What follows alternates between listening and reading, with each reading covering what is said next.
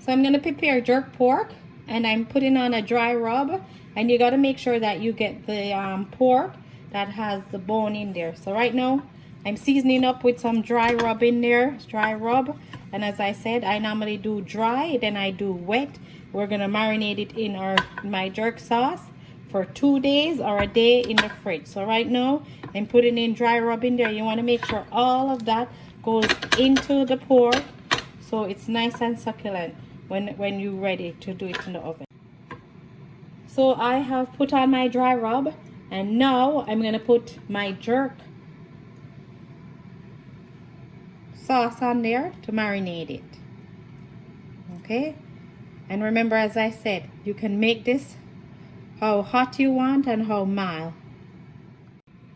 Alright, so now that I've put my marinade onto my pork, I'm gonna rub it in and just make sure that it's all marinated. And as I said, we're gonna put this in the fridge to rest overnight. If you want, you can have it for 2 days, but I will have it just for 24 hours in the fridge marinating. And then we're gonna place it in our oven on a baking sheet and bake. Due to the winter, we're gonna do it in the oven. So it's oven jerk pork. So once I've put my jerk marinade or my jerk sauce on the pork here, I put it in the Ziploc bag, and as I said, we're going to keep it in the fridge for 24 hours for it to soak up all the good spices in there, and then we'll take it out tomorrow and put it in the oven.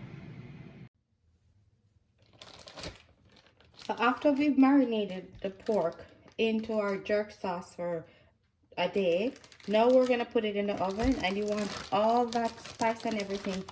We're going to put the pork,